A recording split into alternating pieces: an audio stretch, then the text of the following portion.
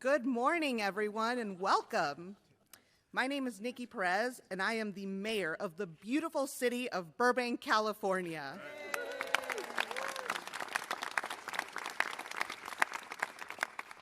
It is my absolute pleasure to welcome all of you to the media capital of the world.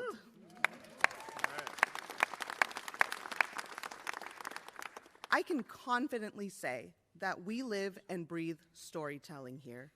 This industry isn't just a part of our identity, it's the backbone of our local economy. We are home to household names like Warner Brothers, Disney, and Netflix Animation, along with a myriad of labor unions and guilds representing our entertainment workforce, including IATSE, the Animation Guild, SAG-AFTRA, and the American Federation of Musicians. On a personal note, as a lifelong Burbank resident and the proud daughter of a Teamster Local 399 member,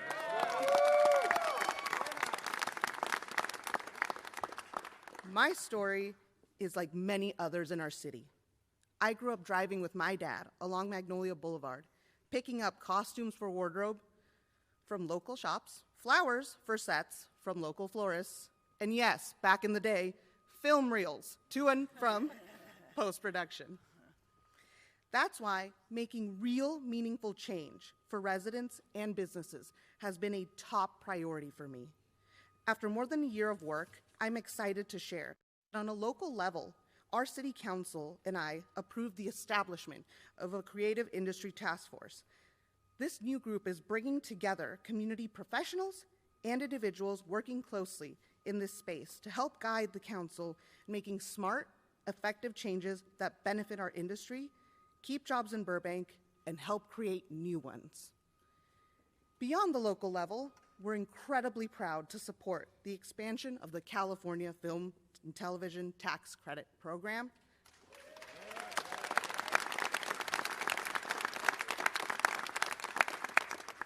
Program 4.0. And this program isn't just about incentives. It's about investing in a future that includes more inclusive hiring, greater workforce development, and opportunities that uplift every corner of our state. I would like to personally thank Assemblymember Rick Chavez-Burr for championing this issue.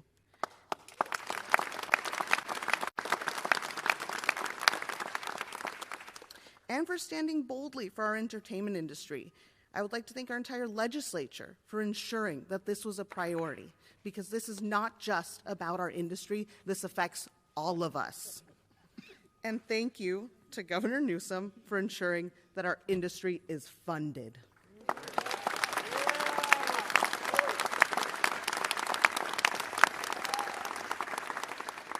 Thank you for your bold vision and continued partnership.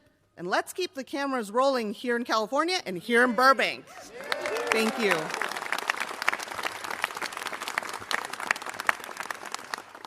It's now my pleasure to introduce Colleen Bell, California Film Commission. All right. Thank you so much, Mayor. Thank you so much. What a joyful day in California this is. So excited to be here. Thank you so much to Jeff Worth for hosting us here today at the ranch. I am absolutely thrilled to stand here with Governor Newsom, our incredible partners in government, the California Film Commission Board, members of my team from the California Film Commission, the Flicks, and so many passionate leaders from the industry and advocates, all of whom helped to bring this historic expansion to life. Today we celebrate more than just a number. Increasing our annual film and television tax credit from $330 million to $750 million is a bold move. And it is also a deeply strategic one. It reflects who we are as a state, what we value, and where we're going. This expansion is a direct result of vision, tenacity, and a shared belief that California should not only be the birthplace of film and television, but its home now and into the future.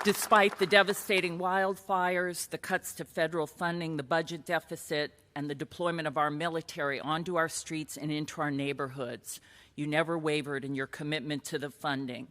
You stood with the men and women who love this industry, love this state, and want to support their communities and work where they live. You understand that our industry is vital to the state's economy and cultural vibrancy, while also sustaining thousands of businesses and attracting visitors from around the world.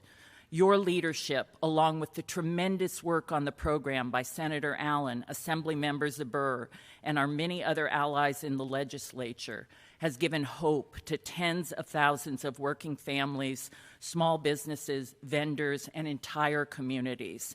Our members were looking for someone to act before it was too late to save their livelihoods, and you have. Sometimes in a world of hard choices, it can be easiest not to help anyone unless you can help everyone. But you didn't vacillate, you didn't equivocate, you didn't turn away or give up, you just made a choice. For that, you have our deepest gratitude. Now let's get people back to work.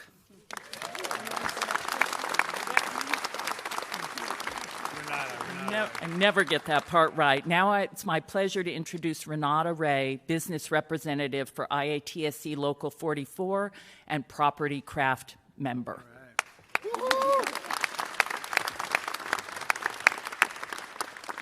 Good morning. I am Renata Ray, a business representative at Local 44, but for the past 25 years I've worked in the property craft. I'm here today representing the 6,000 plus members of my local, the thousands of craftspersons all across IATSE, and the 165,000 workers in the Entertainment Union Coalition. Governor Newsom, we are here today to say thank you for signing this bill. But who exactly are we? We are the thousands of artisans whose names whip by in the credit roll at the end of the movie, not those that appear in large letters and fade slowly at the beginning of the movie. We don't go to the award shows. We work the award shows. We don't walk the red carpet. We lay the red carpet. We don't go to hear the orchestra play. We play in the orchestra. We are parents navigating the availability of childcare. We are renters concerned that soon we may be priced out of our modest apartments. We're the sandwich generation, caretakers balancing the maze of health care with the rising cost of food and gas. We lost much, but we are survivors of both the Altadena and Palisades fires. Every day across this country, people work for corporations run by wealthy individuals. They don't share in the corporation's wealth, and they are not advantaged by the corporation's fame. They earn a wage and are trying to make a living, and we are no different. Passing this enhanced funding for the California Film and Television Jobs Program will not serve the corporations. This bill, with quantifiable return on investment, will serve the thousands of California-based middle-class union members who work up and down the credit roll in the shadow crafts.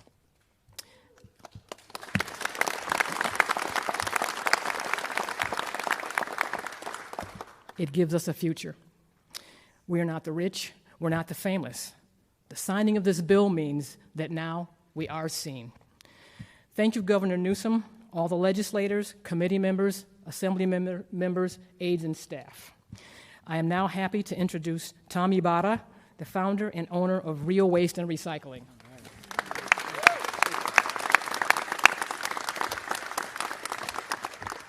All right, I brought my own camera guy, but I can't find him out here anywhere. Tyler? Oh, he's not going to film from there. That's my son. and first I want to thank my kids, Tyler, Chad, and Brooke, that we all work together in this industry. So first of all, thank them. So good morning, Governor Newsom, honored guests, brothers and sisters of this industry. My name is Tom Ibarra, and I'm here today to speak on behalf of numerous small businesses that rely on film and television industry to keep their doors open. A little bit about my journey. I grew up in a family that owned a trash company, and I often tell people that I was born in a dumpster.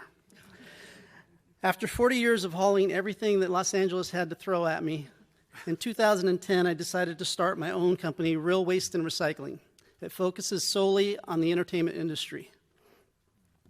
Over the years, I've come to realize just how many families depend on this industry, not just for work and income, but for inspiration and hope. The behind-the-scenes businesses that support the entertainment industry throughout California, both directly and indirectly, often unseen, but are solely reliant on a vibrant industry to continue to operate. It's no secret that over the past several years, California sets have been quiet. We've watched productions and jobs they create leave for other states and countries with richer incentives. That exodus has hit small businesses hard. Massive layoffs, trucks parked, paychecks disappearing. Workers who've been with us for years started wondering whether we were going to be able to keep the doors open. To be honest, the outlook looked and felt grim. But today that changes. Through the official signing of legislation that lifts our state credit from $330 million to $750 million annually, Governor Newsom is sending a clear message. California is open for production again.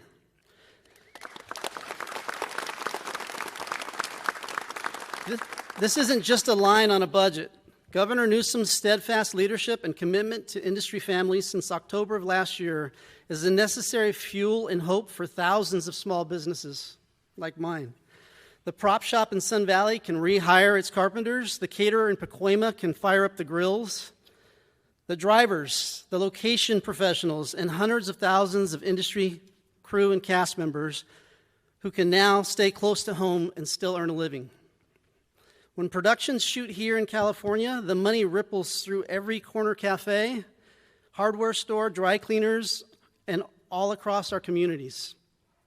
To Governor Newsom, Senator Ben Allen, Assemblymember Rick Zabur, alongside state legislators, and the Entertainment Coalition, on behalf of the backbone of small businesses of Hollywood, thank you for believing in us and involving us in this fight. Now let's get California rolling again.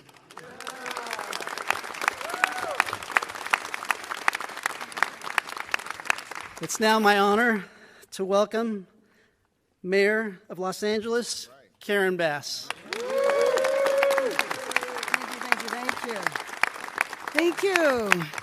Well, this is a glorious morning in our area. I think this is what leadership is about. This is what coalition building is about.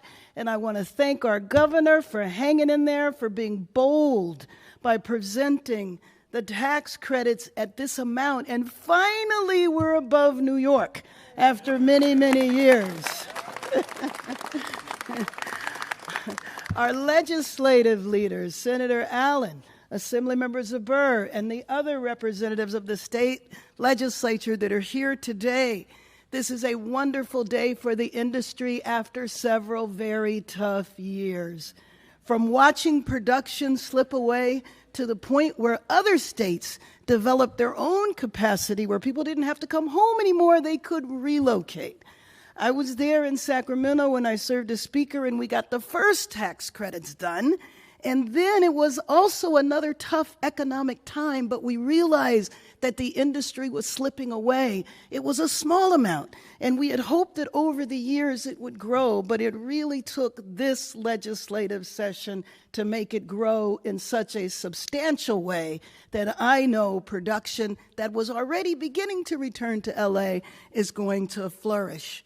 And Noah, you did such a beautiful job painting a picture of the broad economic impact. And we're going through tough times in our city now. And so to know that this will keep the industry here and that that wide economic impact will be spread all over the region. Now, having said that, Sacramento did its job. Now it's time for LA City to do our job.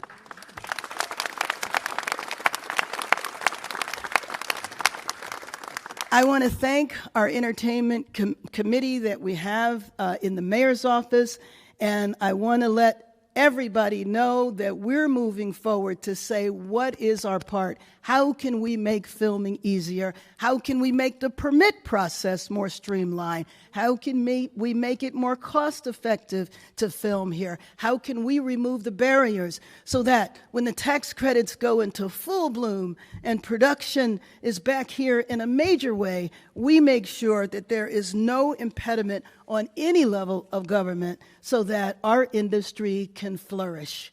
Thank you very much. Very, very exciting day. And with that, let me introduce my Assembly member and leader of this effort in the Assembly, Assemblymember Rick Zuber.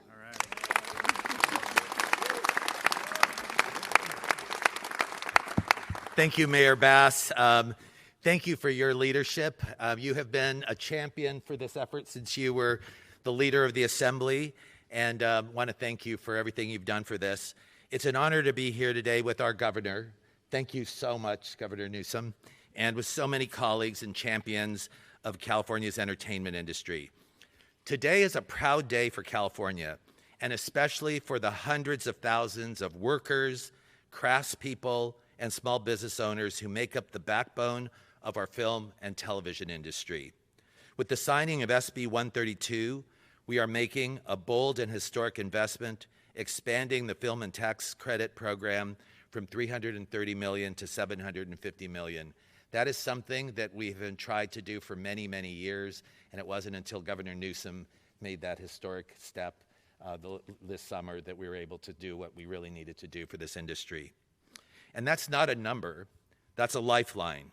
It means jobs returning to our sound stages, crews back on set, local small businesses, caterers, dry cleaners, equipment rental shops getting to work again. It means working families being able to pay their bills and put roofs over their heads. It means workers across the state finally getting the stability they deserve.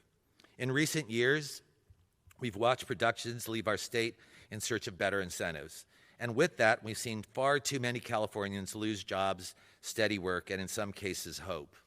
SB 132 is our promise that we will not stand by and let that trend continue. But we also know that funding alone isn't enough. And that's why I was proud to author, in partnership with Senator Allen here, AB 1138, the California Film and TV Jobs Act.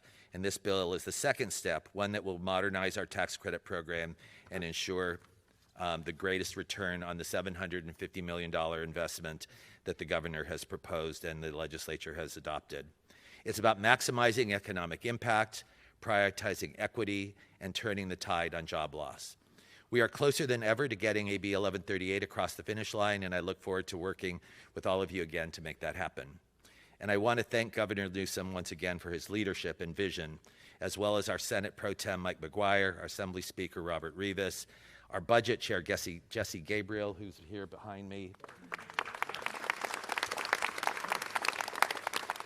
Assemblymember Gabriel and Assemblymember Quirk Silva, who led the budget committees on the Assembly side, have been unwavering supporters of this. I want to thank Senator Allen, who will be speaking in a minute, for his partnership and protection and commitment to protecting this cornerstone of our state's economy. I'm also deeply grateful to Mayor Bass, and I want to say something about the LA delegation. I'm getting a lot of credit today, but we had joint authors to this effort, Assemblymember Isaac Bryan, who's behind me, and Mike Gibson, who led one of the key committees, as well as Assembly members Schultz and Caloza and Fong and Gonzalez, and bipartisan support from Assemblymember Lackey. All of those folks, this was a team effort, and all of those folks fought for this funding that the governor proposed, and they deserve thanks and credit. Now, with the governor's signature on the funding expansion and the steps we're taking to modernize the program, we expect that everything will be in place for the first round of applications on June 7th under the new and improved 4.0 program, getting people back to work in just weeks. We're not just expanding a program, we're building a future, one where California remains the global capital of entertainment and where the people who make entertainment possible can thrive. Governor Newsom, thank you once again for your inspiring leadership. And with that, I'd like to turn it over to the best partner I could ever have, the person who led the Senate side of this effort, Senator Ben Allen.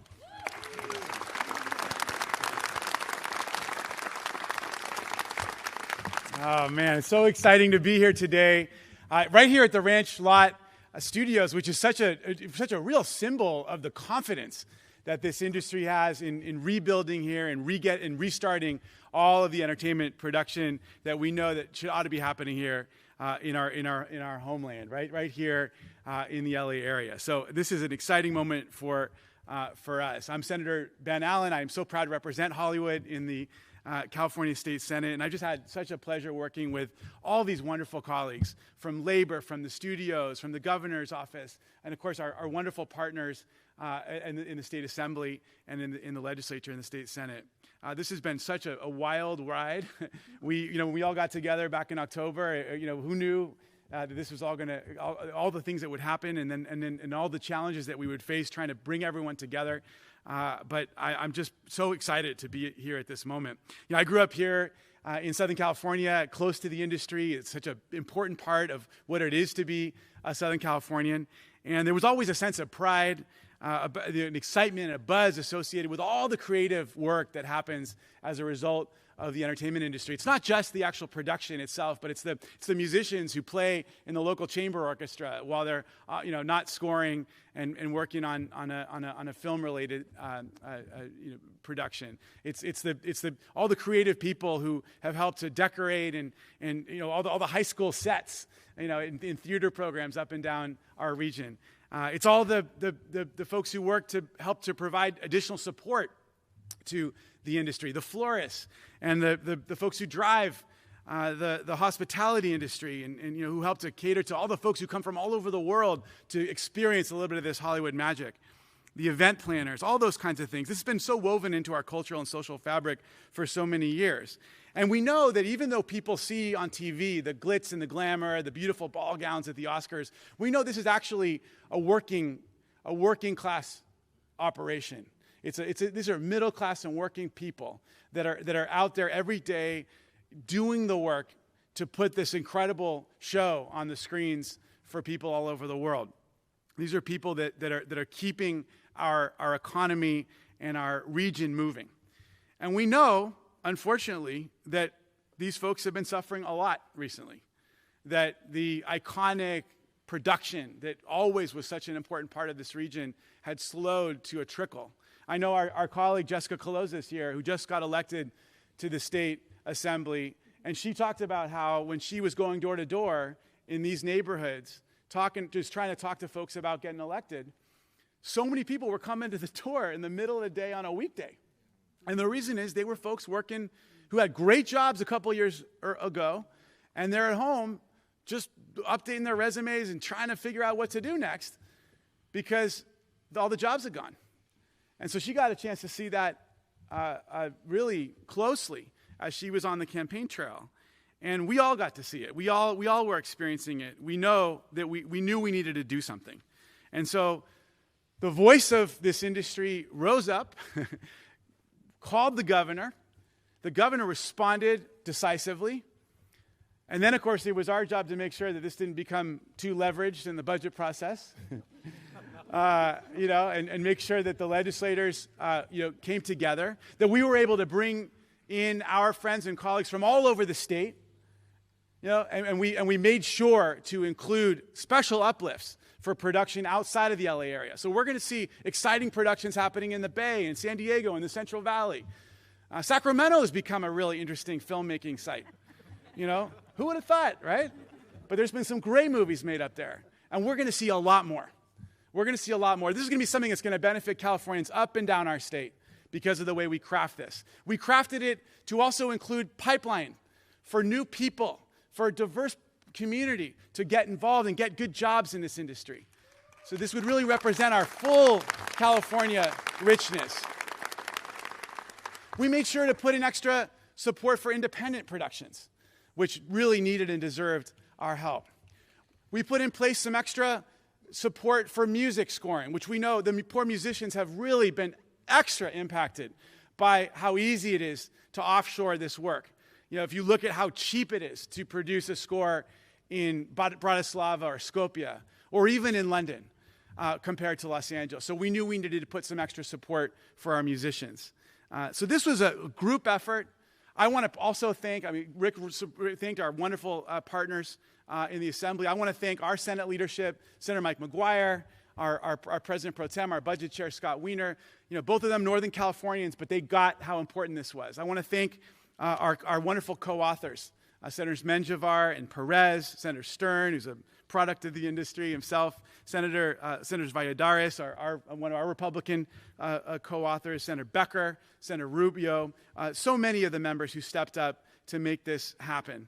This is just an exciting day for all of us. It's been an honor to be a part of this process and to work with you, Assembly member, as we've gotten this across the finish line. And again, I just really want to thank the governor for prioritizing this, for making this something that was that really brought us all together. And somehow we were able to land this in spite of all these enormous headwinds, difficult budgetary challenges, difficult negotiations on so many levels, and so many challenges faced by the federal government right now. So let's invite to the microphone our great governor, Gavin Newsom.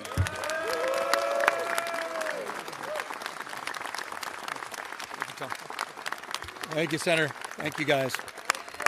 Thanks, everybody. Thank you all for being here. Thank you. I feel like Trump at one of those rallies wanting to have the cameras turned to see the crowd over there. Noah was the one who brought up the Three Stooges, and it got me thinking about, what was that, Alligator Alcatraz yesterday, and the Three Stooges there, DeSantis and Newsom and Trump. I blame Noah for that. Forgive me. I know. We're going to need Trump because he's talked about the importance of this industry, and we'd like to see him match the ambition that we're advancing here today in California, with the ambition to keep filmmaking all across the United States here in the United States. And so I am hopeful that we, in the hand of partnership, can continue to work with the administration, and he recognizes the opportunity to reinforce the commitment we're making here today in the great state of California. I want to thank Mayor Perez, I thank Mayor Bass. Rebecca, thank you for your comments, and Colleen. I want to particularly highlight the comments, not just to the two members that spoke a moment ago, Senator and our Assembly member, but particularly of Tom and Renata, because I think they really put in perspective what this is all about and said it better than any of us could possibly say it. And so I just want to express gratitude for distilling the essence of the why we're here and what it is all about. It's about all of you. It's about all of us. It's about, as was stated by the Senator, spirit and pride. Can't legislate spirit and pride. It tends to just take shape. But you can create the conditions to help take that and make it real, make it visible, spirit and pride. And so that's the investment we're making today, to create the conditions where your passion can be met with action, your creativity, your daring, your innovation can be brought to light. And that's a point of pride for me as a Californian, as someone who grew up mindful that the world we invented, 1878, in Palo Alto, California, the first cinematic images, that the world we invented is now competing against us, and that we've got to step up our game. I think we put our feet up. We took things for granted. Success leaves clues, after all, and we saw that recognition all across the globe, not just across the United States. It was first up there in Vancouver and Toronto, and then we start reading about New Zealand, Australia, and then quietly the UK emerges as a dominant force. We started to compete with Louisiana and New Mexico. We saw new tax incentives in New York, but we never saw what was coming in places like Georgia that invested in a sustainable mindset, not a situational mindset, to commit to the long haul, to the long term, to do more of this, and to make sure that they were competing in a very, very formidable way. We extended the tax credits. It was nice. We celebrated that. We changed some of the criteria. We created incentives. In fact, those incentives are being used to bear for this investment right here as it relates to $150 million tax incentives for prevailing wage union jobs. The hard hats, thank you. All the men and women working on this project to incentivize the kind of investment that are being made here with these 15 different studios at the ranch. But we were playing in the margins. We were working our way out of the pandemic, working our way out of some labor unrest and strikes, working out of more and more countries, many which I didn't even mention, stepping up and doing more, including other states. Just a week or two ago, Texas announcing they want to get in the game and start competing. And so we recognized that good enough never was, that we weren't interested in failing more efficiently, that we needed to do something more bold and significant. And we came together in October with many of you here behind me, many in front of me. And we made a commitment. We were resolved. But as the senator said, as the assembly member said, a lot happened between October. And I'm not just talking about what happened in November, but a lot has happened since October till today. Last year we had $157.7 billion, record amount of tourism spend. We've seen a significant decline in tourism since January, and the tariffs and the retaliation, places like Canada that are pushing back. People aren't visiting the state like they were before. Why do I connect that dot? For obvious reasons. You do any objective survey, last one we just did, 4 out of 10 people that visit the state of California announced they visited the state of California because of the images that you produce, because of the icons that we promote, from the sun-drenched Central Valley to that International Orange and the Golden Gate Bridge to the beautiful Hollywood sign. People want to touch that. They want to connect with that.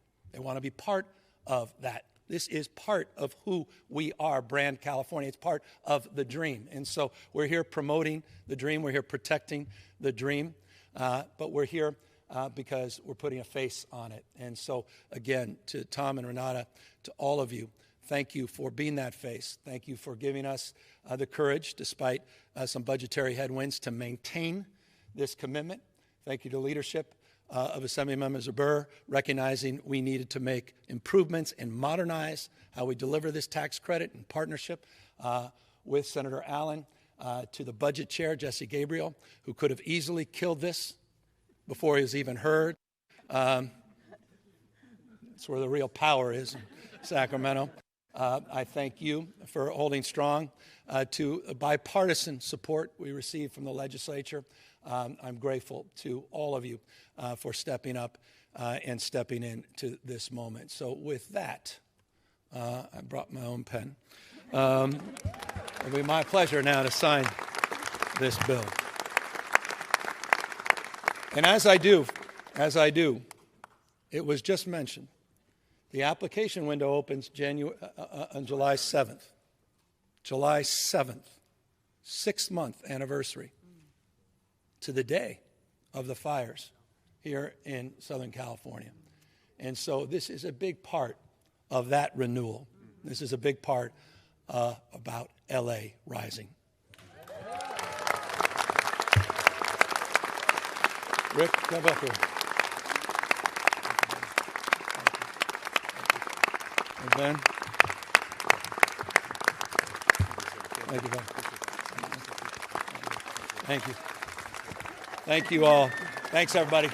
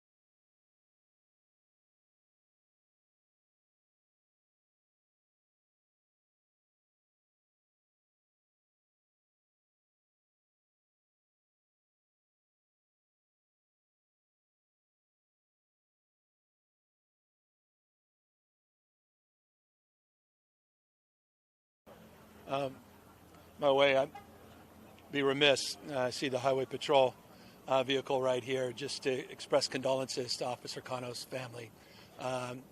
First officer in years in the CHP that we've lost in the line of duty. Obviously, full investigation's underway. Happened in Culver City late on Wednesday night. So our best to not only officer's family, but to the entire CHP family as well. Again, we thank you, all of you, for being here on an important day. This application window will open up next week.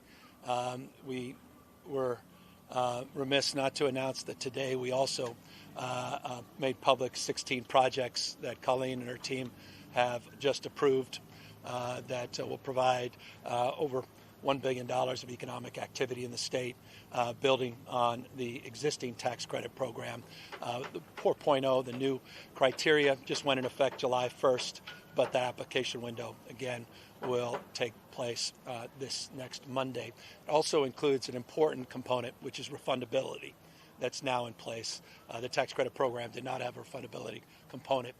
That now has been addressed, and that officially went into effect at the beginning of this month. But we're here to answer any questions. Governor, how'd you get this thing through, considering everything else that's happening this year? Well, I think because of everything else happening this year. I think, frankly, the conditions only furthered the imperative of this. From October, when we announced this, to the devastation of these fires, to the reality of what we're up against in the headwinds in Washington, D.C., that we were on our own in many respects, and we've got to step things up. And we've got to be more intentional. We've got to be more targeted, and we've got to knit together different economic strategies. Our Jobs First plan, a big component of it was the creative economy.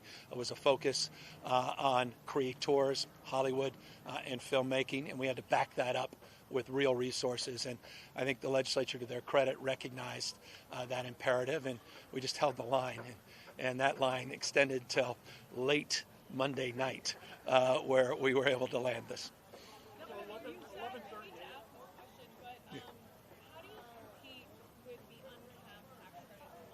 Yeah. Well, look, no one's naive, and I appreciated what the mayor said earlier. This is the beginning of the next phase of a process that we all have a lot of work to do. Not just the city of LA, the county of LA, the entire region, for that matter, other parts of the state, to look at their permitting, to look at the time to delivering those permits, to look at the costs of these permits. I mean, I've seen some of the costs of simple permits that are outrageous, thousands and thousands and thousands of dollars. So that's got to be a component part of this. As a former mayor, I recall very vividly, 2004, we were about 65% of all of the national TV and film productions were occurring here in the state of California. But that marked a moment we started to see a decline.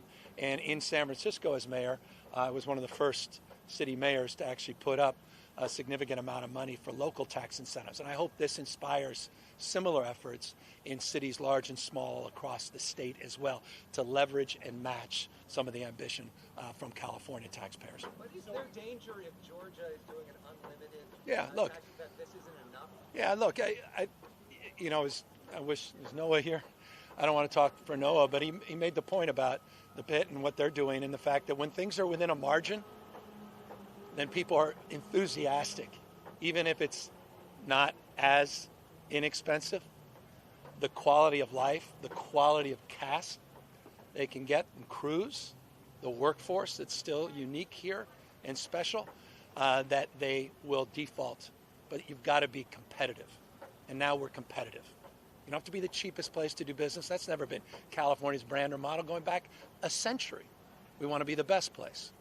And we are the best place. And this is a proof point of that. I mean, the Senator made this point earlier, which I appreciated. This is an act not just of imagination, this construction, but of optimism. This is about the faith in the future. You don't make an investment like this unless you're making an investment and a bet on the future. And so that's a point, I think, that needs to be emphasized, but it also needed to be backed up by financial incentives. So you combine all of those things with the quality of talent that resides, getting competitive, I think will do the job, but I'm not naive. This is, again, not the end of a process. We have to continue to be iterative, and we cannot have a static mindset that candidly put us in this position in the first place because we neglected the competitive reality around us for decades and decades. Governor, I'd like to ask a question about what's going on in Washington today. Right now, we're waiting to see if House Republicans have enough votes to pass Trump's budget bill. We saw some California Republicans sign a letter saying that they didn't want to see more cuts to Medicaid, and yet we don't know if they're going to vote for this or not. Well, they did the first round. What's your message to somebody like Congressman Valadao or Congresswoman Kim about whether they should vote for this bill and what it means to their constituents in California? Well, if he votes for the bill, he should be voted out next year, period, full stop. 62 to 64% of all of the residents in his district are on Medi-Cal. 60+%. It's the ultimate betrayal. His president, that he enthusiastically endorsed and supported, said there'd be no cuts to Medicaid. He lied. And this congressman should be held to account if he turns his back and betrays his constituency. His hospitals are at risk. Adjacent county hospitals are at risk. Hospitals will go out of business. Access to care will be denied. Hundreds of thousands of Californians will lose access to food stamps. Student loans will increase. I mean, this is one of the most calamitous and devastating bills of our lifetime. It's certainly the most destructive health care bill in the history of this country. Upwards of 17 million people can lose health care. We did a very sober and conservative analysis in California. 4 million people are subject to lose their health care in California. 2 million of you, many of you watching, many of you listening, 2 million of you will see premium increases on your existing health care. You're going to see cuts across the spectrum, and you've saddled our kids and grandkids with unprecedented debt. Anywhere from $3.3 trillion to $3.9 trillion on the basis of new numbers that are just coming back. This is a generational theft to pay for tax cuts that billionaires and corporations, in many cases, aren't even asking for. It's vanity, and it's devastating to the economies and to the people of this country, not just the state of California, and not just to those representatives that you just highlighted. You had a similar message when we talked about this on Friday about Valadao, and then soon after you spoke, he put out a statement saying he was going to vote against it. But this morning he was seen at the White House. What do you make of I have no faith in that. But as I said, he might as well resign early, and I could call a special election if he supports it. Sincerely. I mean, on what basis do you have of trust in your own district if you would betray your own constituency to such extraordinary degree? I mean, it's one of the poorest districts in the country. It's going to be devastated, has been devastated by the impacts of climate change and droughts, floods, fires, the impacts to agricultural community that he's participated in with these raids and these assaults on our diverse communities. Should resign if he supports it. Period. Full stop. Governor, can we talk about more pressures that media companies are facing from this administration? Particularly, can you address today's Paramount settlement with the Trump administration? Well, it seems for some almost transactional, not just the settlement, but why the settlement needed to occur in order to pave way for other transactions. That just leaves one to cynically state that.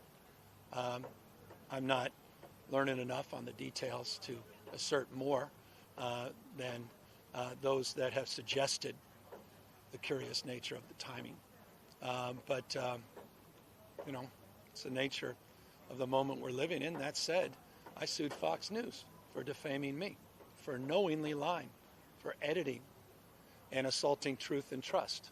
Fox is a propaganda network, and they knowingly edit out National Fox, knowingly edit out facts, and they should be held to account. So I don't have a problem holding people to a higher level of ethics and accountability and journalistic standards. But the timing of this, and the nature of it, some of the punditry related to it, more objective minds will determine, just raises more questions, doesn't close the books on the actual issue of 60 minutes editing and interview. Governor, regarding immigration, where does the state currently stand with the ongoing legal challenges to what's Well, I mean, it's a complex question, as you know, because there's multifaceted considerations and, as a consequence, responses. I'll give you one example. L.A. city's sanctuary ordinance. There's a litigation on that. There's litigation as it relates to other aspects of immigration at the state level, aspects that are derivative or associated or connected as it relates to broader DEI issues. You saw the assault on public education yesterday at $811 million for all quote-unquote title programs. These are the programs for the most vulnerable that were already budgeted, of which the state already contributes on behalf of the districts 25% up front, where now we're going to either have to backfill or see direct impacts of critical programs, professional development for teachers and other programs for diverse communities. It's an ideological assault. We are involved in, as you know, more lawsuits than any other state. We're more fortified to litigate because we funded our litigation strategy through a special session, and we're not going to be timid in pushing back. But we've been successful so far with most of the litigation, and most importantly on immigration, successful in the past, and I'll leave you with that. There was a litigation in the first Trump administration in the Ninth Circuit federal courts adjudicated that our policies related to SB 54 were constitutional, and so we're confident in our grounds. They'll be firmly established. That's the challenge.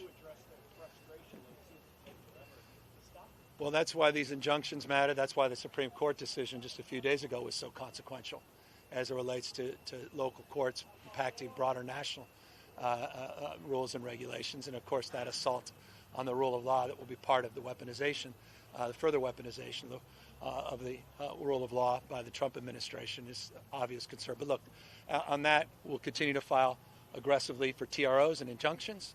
We'll try to stop and stay these efforts to vandalize our democracy and to assault our rule of law, and notably to take grant funding that Congress has legally appropriated, that the president does not have the unilateral authority to take. We'll continue in that posture as aggressively as we possibly can with the best legal minds we have. The broader issue of what's happening on the streets, there's not a day that goes by I can regale you with saved videos that just break your heart of women screaming because they're being taken away by people with masks that refuse to provide IDs in unmarked cars in the middle of the day, in the middle of the streets, without any arrest warrants, without any criminal history, desperate just to provide medication to their young children, just being disappeared in the United States of America. You've got 4,000 military wasting hundreds of millions of dollars. Military that are not working in our parks and playgrounds. They've taken National Guard that are teachers that are supposed to be teaching summer school. They've taken National Guard men and women off our wildfire efforts. They've taken National Guard out of fire departments and paramedic offices that can't be there in emergencies. And they're sitting there in the armories. Pure theater. Doing nothing. Serious moment. So we'll continue our posture, but we need to continue to remind people. I know people can feel overwhelmed, the shock and awe of everything that's going on, but we need to understand the moment we're living in. I know I made a comment about the Alcatraz alligator. That was just, these are flim-flammers. They're not serious people. What an embarrassment. Imagine the rest of the world looking at that. Mocking people, saying, well, if you're going to run, zig and zag. The President of the United States of America. I revere that office. We all should. Founding fathers didn't live and die to see that show. What an embarrassment. $450 million a year of wasted tax money for pure theater. So, there's strong opinions, but we'll continue to push back in very aggressive ways. As far as conditions in these immigration detention centers, has your office made an effort to visit any of these sites? Well, we have a team in the AG's office. We have laws and rules that allow us. Trump 1.0 established the framework what we can and cannot do. So they're part of that effort, and the AG's office has actually got a group of people that do that work.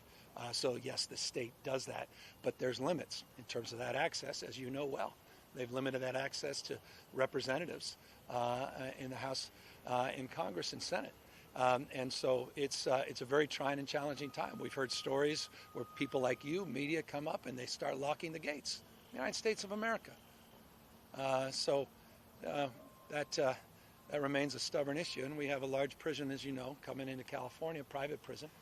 You can just note, follow the money on that, donations, private incarceration, costs, corruption, human lives.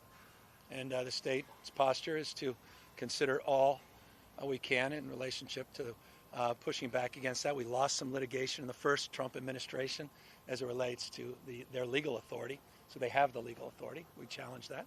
But we're looking at other rules and regulations that we could advance. Last question. Thanks, guys.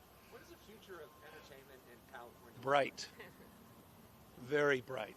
Culture, entertainment, creativity, innovation. The future happens here first, where America's coming attraction. It's a deep point of pride. There's only two dreams. Yes, the American dream and the California dream. No other state attaches itself to the dream. And these are dream makers. I mean, how many of us sit there in our quiet moments with tears running down our eyes, inspired by a damn TV show or by a movie? Those quiet moments where you literally shape-shift your life. You say, I want to be that. I want to be better. I want to do more. I mean, lives are quite literally changed. My life was changed. I can't tell you how many extraordinary moments where you just feel like you're a completely different person when you run out of a theater. And it changes you. That's California. That's the history of this industry. So I think it's alive, not like it used to be, but it's soon going to be not just alive, but thriving. And I'm looking forward to people getting back to work and seeing these studios filled. Thank you, guys. One more question for variety? Yes, for variety in every way, Okay. yes. What is your message to the media companies as they face weaponry testing? I'll just do the right thing. Excuse me. Sorry. Okay. No, we were just having a private conversation. What is your message?